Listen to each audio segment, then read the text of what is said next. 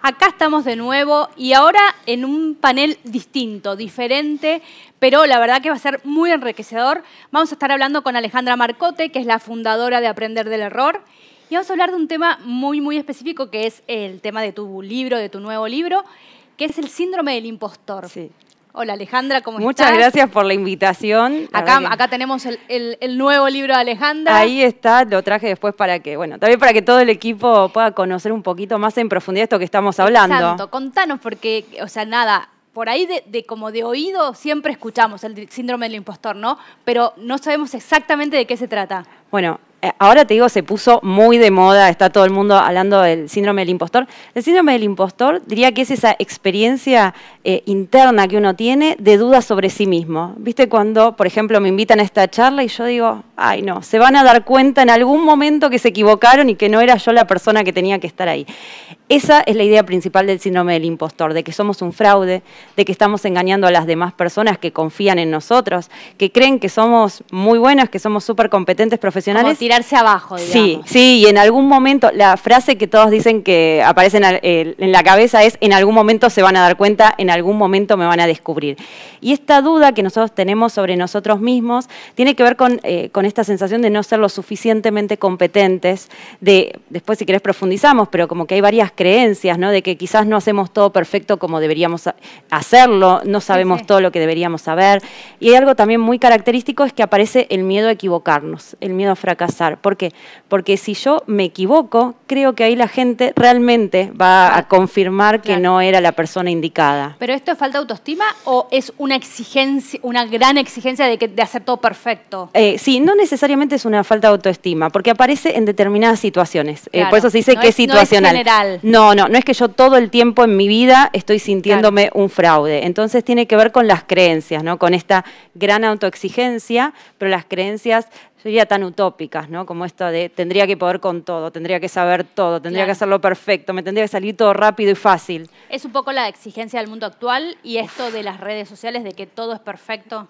Las redes sociales hoy están, creo, acrecentando mucho esta idea. De hecho, cuando estaba investigando para el libro, sobre todo, por ejemplo, el perfeccionismo, está creciendo. Yo pensé, bueno, ahora las nuevas generaciones quizás están más relajadas. Más libres, más como, sí, claro. Bueno, la verdad es que me sorprendió mucho, pero esta idea de que tendríamos que hacerlo perfecto o ser perfectos está creciendo. Y esto tiene que ver con las redes sociales. Viste que, no sé, abrís Instagram y están las casas divinas, súper limpias. La familia impecable de una sonrisa acá hasta acá. Claro, la gente... La comida es el plato ideal. Sí, las vacaciones, la gente con sus logros, las fiestas. Y vos decís, ¿qué es mi vida? Es un desastre. Digo, empieza a aparecer eso, y también algo de las redes sociales y de esta época es que aparece la inmediatez. Todo para allá. Y eso además influye mucho en otra creencia, que es que las cosas me deberían salir rápido y fácil. ¿Viste? Yo, por ejemplo, no es un proceso. Exacto. Yo, no sé, tengo 43 años y yo estaba pensando, digo, yo iba y buscaba, me mandaban a investigar algo y lo buscaba en la biblioteca y había todo un tiempo y esperábamos el llamado por teléfono. Y digo, hay cosas del mundo que cambiaron y ahora es todo para allá.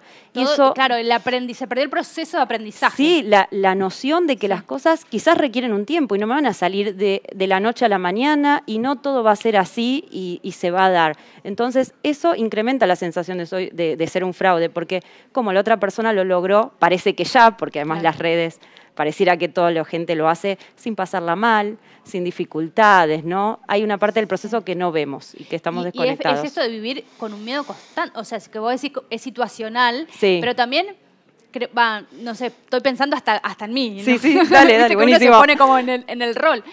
Esto que también es, pero si... como esta situación me dio miedo, me va a volver a dar miedo, la misma situación, ¿no? Sí. A ver, lo que tiene el síndrome del impostor en particular es que cuando nosotros nos sentimos un fraude es porque no estamos teniendo registro de qué hicimos para lograr lo que logramos. Es decir, nosotros miramos para atrás y lo contamos en términos de, bueno, me ascendieron por suerte, por las coincidencias, me llamaron porque mi cuñada, no sé, tenía un contacto, digo, en las charlas aparece, te digo, por el universo, porque el universo conspira a mi favor, por los ángeles. Porque estaba en el lugar indicado en el momento indicado. Exacto, ¿viste? Entonces, lo que aparece ahí es poner los logros en el afuera, y esto es clave para identificar el síndrome del impostor. Entonces, obviamente, como yo no puedo conectar con que tiene que ver con mi esfuerzo, con mi trabajo, tal vez con las horas que pasé haciendo algo. Entonces, claro, siempre aparece el miedo a que me descubran, a que no funcione y sobre todo a no repetir los buenos resultados. Ahí hablan, mira, justo hoy estaba repasando una encuesta que había hecho sobre este tema y aparecía la ansiedad. Es decir, quizás hoy lo logré, pero yo no estoy convencida y es más, creo que no lo voy a poder repetir. ¿Por qué? Porque todo se lo estoy atribuyendo a algo externo, no a mí. Entonces hay un trabajo enorme de reconexión que hacer. ¿Y por qué decidiste compilar todo esto en un libro? O sea, ¿cuál fue el Porque la historia de mi vida, porque yo creo que los temas que trabajo tienen mucho que ver con uno. Claro, sí, seguramente. Digo, tiene que ver, de hecho lo cuento mucho en el libro. Pero vos decidiste investigar, o sea, analizarlo y hacer la introspectiva, digamos. Exacto, yo lo empecé a sentir en la facultad. Yo soy contadora y hace ya 13 años más o menos que dejé de ejercer y dejé mi trabajo en relación de dependencia. Pero yo en la facultad ya me sentía así. Ahora, después con el tiempo lo que fue pasando es que empecé a trabajar también con el tema de los errores, las fallas. Y ahí le empecé a poner mucho más de lo que es investigación, ¿no? Como más allá de transitarlo y de ver, a ver qué me está pasando. El dato, digamos. Claro, ¿qué es lo que sucede con esto? ¿Qué estrategias se pueden desarrollar? Entonces tiene que ver mucho con compilar de la experiencia personal y también, digo, hay algo que para mí es fundamental, es que estamos en un tiempo de cambio. Y en este tiempo de cambio es cuando estas situaciones en donde todo el tiempo estás ante nuevos desafíos, ¿viste? Que parece que nunca logramos, o sea, no sé, aparece el metaverso, aparece la inteligencia artificial, tengo que todo el tiempo estar actualizada con algo y es como, wow. Entonces, eso me genera, nos genera una sensación de vértigo, de que no podemos. Yo el libro lo empecé y los talleres abiertos, porque esto lo trabajaba en empresas, los empecé a gestar en la pandemia, porque veía también los nuevos desafíos a los que se encontraban, digamos, con los que se encontraban las personas y sentir eso, yo no soy suficiente, no tengo el conocimiento, no lo puedo hacer. Entonces, creo que en tiempos de cambio este tema es fundamental. Trabajarlo, no digo que va a desaparecer, sino sentarlo a tomar un café y que esa voz ya no sea más un obstáculo, sino que yo pueda identificarlo y transitarlo bien. Estamos también como viendo en un mundo que no podemos ser auténticos, ¿no? Sí. Un poco esto, que ya lo hablamos con las redes sociales, pero esto también de animarte a decir, no sé, y está bien. O sea, si yo no soy del área de finanzas, no tengo por qué saber de números por ahí y decir, no, eso no sé.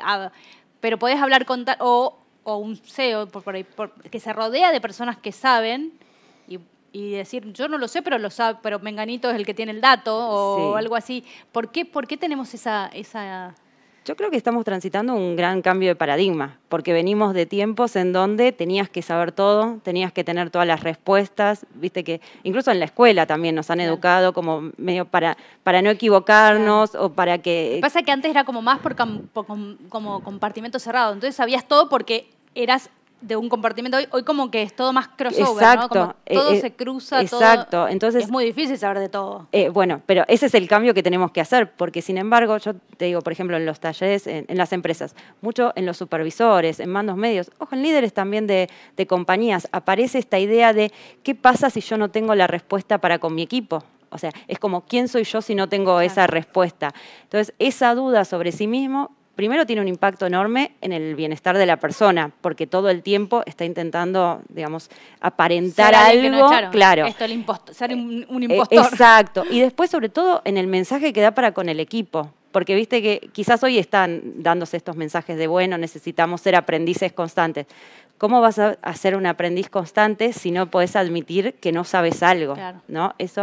Y además, para con el equipo, si quienes lideran el equipo no pueden decir, no sé, o no pueden preguntar, ¿qué tan habilitadas están las preguntas en ese equipo? ¿Qué tanto una persona que tiene una duda puede decir abiertamente, no lo estoy entendiendo? Que además seguramente la duda la comparten entre varios, ¿no? Y eso lleva también a la sensación de ser un fraude, porque imagínate, cualquier persona del equipo dice, yo tengo que preguntar, pero no porque ¿qué van a decir de mí? Claro. Entonces eso genera hoy para mí hay un gran impacto en las compañías. Antes estaban hablando de diversidad, de inclusión, necesitamos líderes más inclusivos, que se escuchen todas las ideas. Las empresas están haciendo muchos esfuerzos, pero creo que si las personas no sienten que pueden sentarse a la mesa y expresar lo que tengan que expresar, la idea que tengan para decir, la opinión, si no pueden hacer las preguntas, entonces no pueden dar todo ese potencial. Por eso para mí es tan importante, porque en la medida en que uno puede dejar de sentirse un impostor o una impostora, es cuando dice, yo tengo esto para opinar, Claro. y yo tengo esto para decir, y quizás no tengo toda la respuesta, o tengo esto para mostrar, y no está perfecto. Pero bueno, esto es lo mejor que yo pude hacer hasta ahora. Entonces, creo que eso puede habilitar muchísimo la creatividad, la innovación en las compañías. Y vos cuando haces los talleres en las empresas, que notás esto, digamos, bueno, es algo que se puede trabajar, digamos, se puede Sí. revertir y además a distintos niveles, ¿no? Porque o sea, hay que trabajar con los líderes por un lado, con el equipo por otro, o por ahí, o sea, ¿cómo lo manejas? Sí, yo creo que hay una dimensión personal que es darme cuenta. O sea, eso es fundamental, Claro. porque independientemente de que en la compañía en la que estés se trabaje o no se trabaje... Depende sí, de uno, claro, sí. Hay una parte que depende de uno y hay otra para mí es que es fundamental, que es la cultural. La de uno, porque yo puedo identificar de qué se trata y empezar a trabajar distintas estrategias. Ahora, los ámbitos en donde uno se mueve, los equipos, las organizaciones pueden incentivar mucho el síndrome del impostor, por esto mismo que yo te decía. Claro. Entonces, lo ideal es generar una cultura, lo mismo que tiene que ver con los errores. Uno puede trabajar desde el propio lugar, pero hay que trabajarlo en el equipo y en la organización. ¿Cómo se incentiva el síndrome? O sea, ¿qué es lo que hay que evitar? Y hay varios, digamos, primero digo, siempre los líderes, está bueno que lo reconozcan para sí, pero que estén atentos también a los comportamientos que están avalando, ¿sí? O que están teniendo, por que están supuesto. reforzando, exactamente, exactamente. Porque una cosa es el decir, pero después en el hacer hay otra cosa.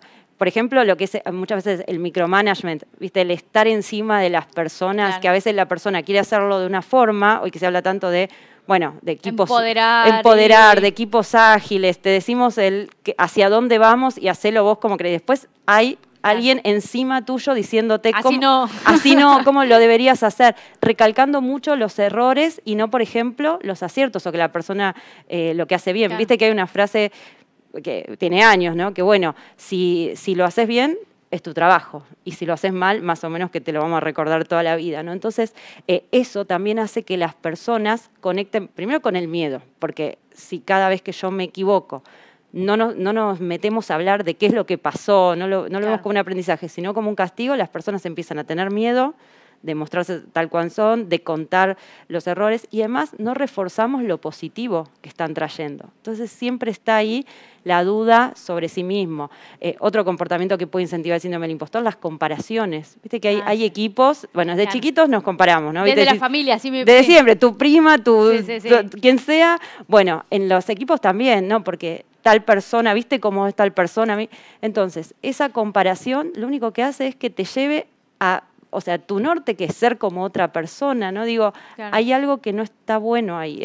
Hay que trabajar sobre la propia persona, no tratar de que sea o de mostrarle el otro modelo, porque las personas entonces pueden sentir, bueno, ok, o sea, yo no encuentro mi lugar, tengo que tratar de ser alguien que no soy.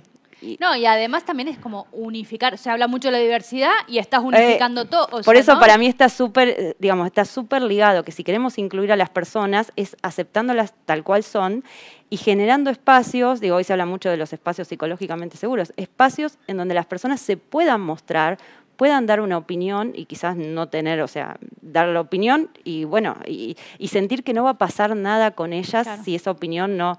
digamos, no, o si esa idea no termina llevándose a cabo. Por otro camino, digamos. Exacto. O sea, por ahí se puede llegar al mismo resultado o a resultados buenos, muchos buenos, por distintos caminos, no siempre por ahí.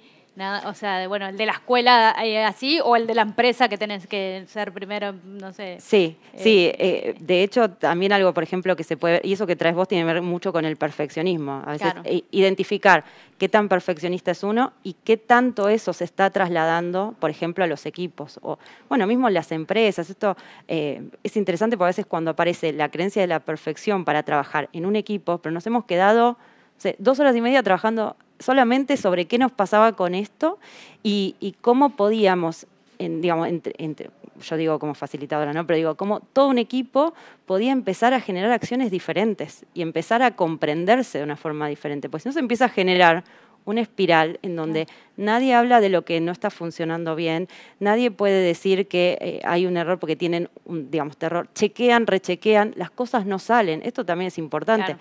Porque algo que yo no dije es que el síndrome del impostor puede traer que la gente se paralice O sea, yo no tomo un nuevo desafío. Vos me decís, ¿haces esto? Yo ya me imagino todo lo que debería hacer para hacerlo perfecto y que entonces, no se note. Que la decisión lo tome que lo haga otro. Claro. Que lo haga otro. O sea, es lo contrario al empoderar, digamos. Claro, porque uno no se puede ver realmente como valioso en esa situación, como que lo que trae es valioso, sino que se siente insuficiente. Claro.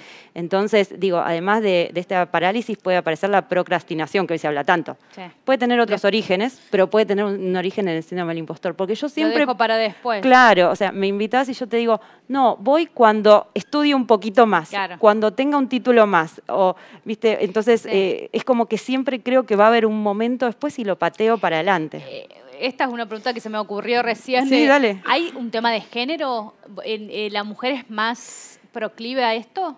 Hay una... Sí, no sé si es más proclive o dada o por la cultura, digamos. A eso iba. Vos sabés que este tema se empezó a estudiar hace más de 40 años en Estados Unidos con el foco en mujeres. O sea, y los primeros estudios tienen todo que ver con mujeres, porque era un grupo de... dos psicólogas lo descubrieron a partir de un grupo de mujeres en una universidad, que también era como mujeres muy exitosas que se veían, bueno, como que las barreras de entrada eran bajas, ¿viste? Como que estaban ahí, lo logré porque, claro... Porque, exacto, lo que dijimos antes, porque había algo externo. Entonces, los primeros estudios hablan mucho de las mujeres, de hecho se habla del síndrome de la impostora. Con el tiempo, yo lo que fui encontrando en los distintos estudios y en mi experiencia, cada vez más se nota y se observa, y los hombres también lo hablan. Entonces, las estadísticas últimamente no dan tanta diferencia. Okay. Es decir, igual las estadísticas... Bueno, qué bueno. Sí, y te digo que cada vez más se animan, pero creo que también está influyendo mucho esta deconstrucción. Estamos en un tiempo de deconstrucción, en donde también quizás un varón que es director, como ha pasado, director de finanzas, puede en la charla que doy ante todo el mundo decir, sí, yo me siento así, y claro, tiene 600 personas escuchándolo, y lo dice abiertamente. Eso para mí me parece maravilloso. Más allá de esto, digo maravilloso por el ejemplo de podemos hablar de esto. Más allá de esto, sí hay un tema de género. Yo hice un apartado especial porque hay algo cultural que tiene que ver con los roles que, digamos, lo que se esperaba de nosotras. Hay estudios de emprendedurismo que la mujer, si no está preparada al 100%, no se presenta para ir una inversión. Exacto. Y el hombre va y se tira y dice, sí, o sea, es bueno, lo que tengo. Bueno, esta no. Eso tiene mucho que ver, porque, y vos sabés que este estudio que vos mencionás, lo estás mencionando respecto a la inversión, pero respecto de lo que es el postularse a trabajos. También, claro. Bueno, está esto de que las mujeres necesitan el 100% o más y los varones entre el 60 y el 70%. Claro. Y hay un estudio que hizo un doble clic y dice, espera, ¿por qué está pasando esto? Y lo que respondían las mujeres era, porque es lo que debería hacer. Claro. O sea, si está estos requisitos, yo tengo que cumplir esto. Es como más auténtico, pero... Sí, es más apegado a la norma. Y esa es una de las cosas que yo puse como culturales. Claro. Es como que a las mujeres se nos enseña a ser más correctas, a que las cosas se hacen como se deben hacer, tal vez no tanto, y esto no es nada biológico, esto es, por supuesto, cultural, aprendido, por supuesto. Totalmente. Quizás a no arriesgarnos tanto, sino que las cosas como se deben hacer. Sí. Y eso impacta mucho en el síndrome del impostor también, porque entonces no me puedo arriesgar si no estoy completamente segura. Este estudio que te mencioné también decía que la mujer empieza con su emprendimiento en el barrio. Sí. El hombre la lanza ya para el mundo. De una, claro. O sea, es mucho más grande, mucho más osado. Exacto. Bueno, hay otras cosas culturales como, yo siempre hablo de la modestia, que para mí esto de cómo deberíamos ser. Y a las mujeres se nos ha enseñado a ser modestas como una virtud femenina. Y lo interesante de esto es que, claro, la modestia como un valor ahí prioritario te desconecta de vos poder registrar tus logros. Claro. O sea, si mirás hacia atrás es como... No, bueno, no voy a contar todo esto, o sea, tampoco es para tanto. Los varones están más acostumbrados, más entrenados a ir contándolo. Y eso... A venderse, ¿cómo se dice? A venderse. Entonces, hacia atrás no puedes conectar con tus logros. Te vas desconectando, no lo vas contando, y hacia adelante no te puedes vender. Entonces, sí tiene un impacto fuerte, pero recalco esto que es cultural y que por eso creo que hay que hacer un gran trabajo, no solamente desde lo individual, sino en los equipos, en las organizaciones, de generar estos espacios. También en algunas organizaciones, esto de los grupos más estereotipados, ¿no? Hay cosas que yo ahora creo que eso ya no se escucha, pero cuando yo empecé a trabajar, ya hace muchísimos años, desde 25 años, había cosas en las que te decían, esto no es de mujeres. Claro. Y conversaciones en las que ese tipo de cosas que por suerte creo que ya no están pasando, pero todavía esa mirada sesgada puede estar influyendo entonces en lo cultural. Bueno, Alejandra, muchísimas gracias. La verdad que un placer. Nos quedaríamos horas, podemos hablar, no sé, un montón. Pero bueno, está tu libro, así que para el que esté interesado en este tema, así que muchísimas gracias por acompañarnos. Gracias por la invitación y bueno, esperemos que este mensaje llegue, porque creo que lo principal es empezar a detectar esto, de que no es una realidad, no soy un fraude, no somos un fraude, sino hay algo que puedo trabajar y bueno, tiene que ver con las expectativas y las creencias. Así que gracias enormes. Muchas gracias. Y vamos a seguir hablando un poco de este tema porque en el próximo panel vamos a hablar con Hernán Schuster sobre cómo fracasar con absoluto y rotundo éxito.